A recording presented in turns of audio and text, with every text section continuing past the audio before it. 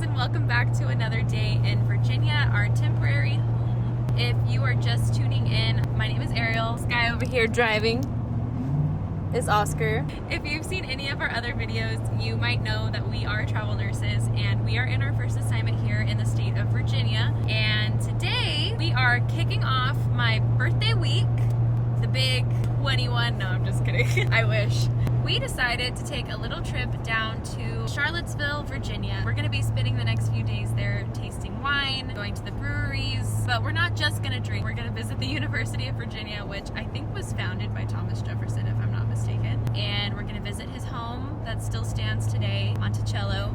Fun fact, Monticello is actually what's on the back of a nickel. So we will see you when we get to Charlottesville. Made it here to our hotel, the Historic Clifton Hotel. It's unreal, it's so beautiful. There's quite a few buildings next to it and around the area, but we are staying in the main building, which is the main one that you see when you drive up, and the inside is even better.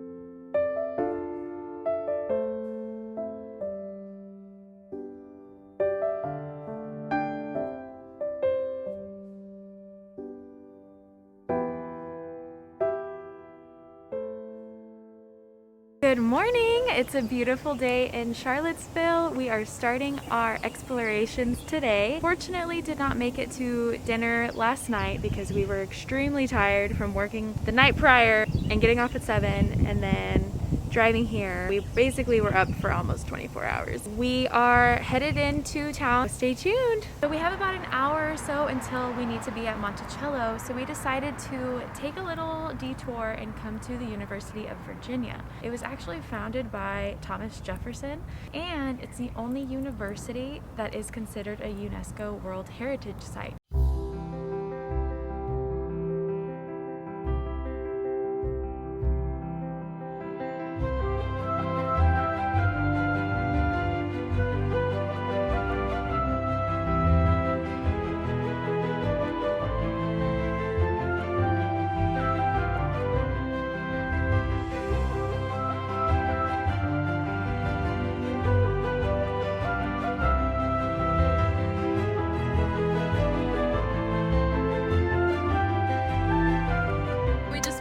Monticello, another UNESCO World Heritage Site.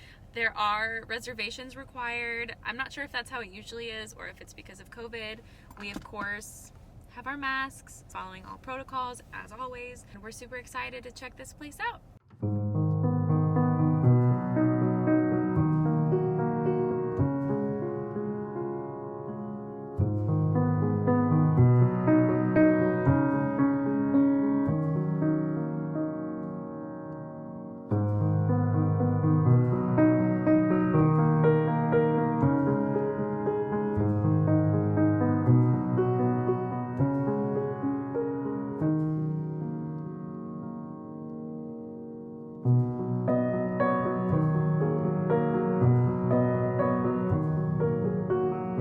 We just finished the tour on the inside of the building. We spent quite a bit of time going through his house, learning about Thomas Jefferson, about how he got a lot of influence from France. I believe there are 21 bedrooms here in this home, which is crazy. One thing I really love about Monticello is how important COVID safety is to them. They have hand sanitizing stations all over. It's really cool to see them taking COVID so seriously. If you are interested in coming to Monticello, just know that they are taking COVID precautions very seriously, as do we. It's just a really great place to come visit if you're ever in the area. We're gonna go ahead and continue our tour with the Mulberry Road portion of Monticello. We're gonna go to a talk in about 5 minutes and ask all the questions that we have and hopefully learn more about that history.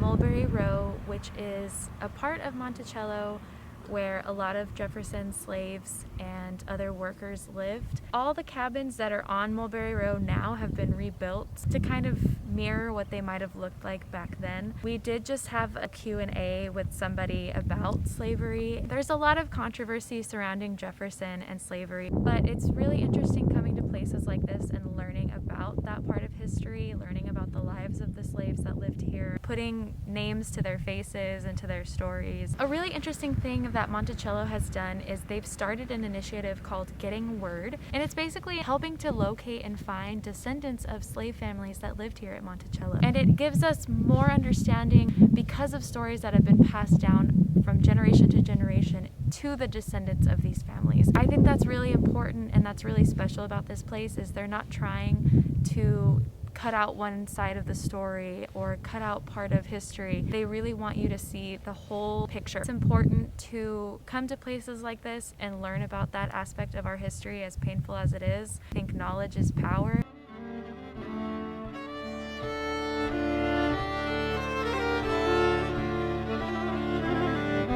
We just finished here at Monticello. Really great chance to get to know Thomas Jefferson, his life. We're gonna go head to the historic downtown district of Charlottesville, grab some food, and walk around and explore a little bit more there. We just went to Citizen Burger. They're in downtown Charlottesville. There's like so many kinds of burgers. I didn't even know which one to pick. And then the beers, oh man. So good. They were so good. It is March 3rd, my 28th birthday, and we came to get some coffee early in the morning to start our day at Mud House Coffee Roasters before we head over to start our winery tour on the Monticello Wine Trail.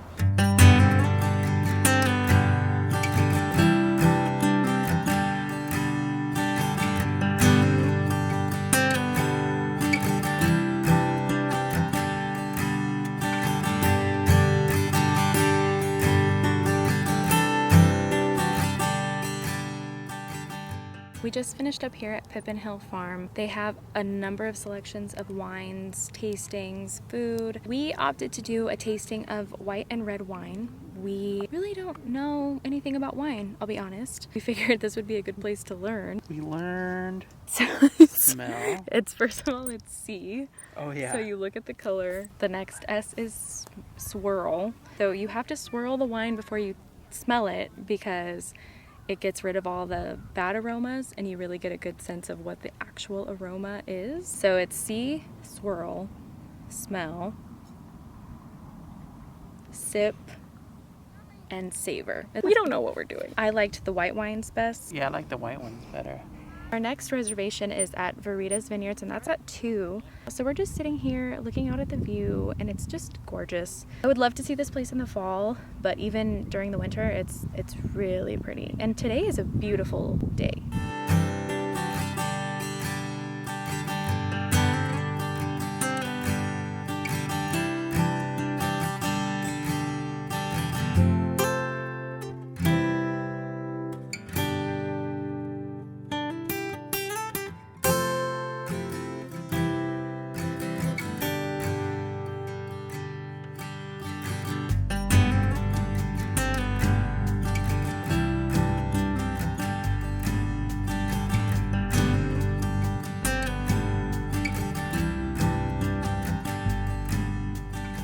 So I don't know if we mentioned it earlier, but the Monticello Wine Trail was actually influenced by Thomas Jefferson himself. When he spent a few years in France, he fell in love with French cuisine, architecture, wine. So it was a dream of his to have vineyards here in this part of Virginia because he thought that the climate would be great for grape growing. That is why it's called the Monticello Wine Trail, because it's named after his home, Monticello. I think I've found some favorite wines. I have now become a wine connoisseur. Just kidding. People who are actually educated about wine are probably like, oh my god, these people. This place is actually one of my favorites. I think I liked Pippin Hill the best. This one's also really nice. It's nestled into the foothills of the Blue Ridge Mountains, so it just gives you a different vibe. But I like how many families are here. There's kids playing. There's dogs. Like, it just seems like a really, really fun, family-friendly place to be. I would recommend Pippin Hill and King Family Vineyards. Veritas wasn't bad. They were doing construction, so the main tasting room was closed. We're gonna enjoy our last flights of wine. Oscar and I were sharing these. We're being very safe. It is our last day here. We did just check out of the Clifton Inn. It was an amazing stay. It's a beautiful hotel, very historical. This house was actually built for Thomas Jefferson's daughter. It's also a really centralized location, which is great. We just finished up our last little adventures in Charlottesville. We went to this park, the name of which I will leave here. It had a whole bunch of murals, really cool artsy stuff. On today's episode, we are at this wonderful park. After that, we went to Three Notched Brewery, which is right on the corner of the same street. The staff was super awesome. We even made a TikTok with them. It was really fun. We are gonna go ahead and conclude this vlog. So thank you so much for watching. If you've ever been to Charlottesville, make sure you leave a comment down below. Tell us where you went, tell us what you saw. If we missed anything that you've seen, comment, and we will make sure to come back before we leave here in May. Any other advice as far as where to visit in Virginia, please let us know in the comments below. If you did like this video, make sure you give it a thumbs up and hit subscribe so you never miss another video of the Ariel Views.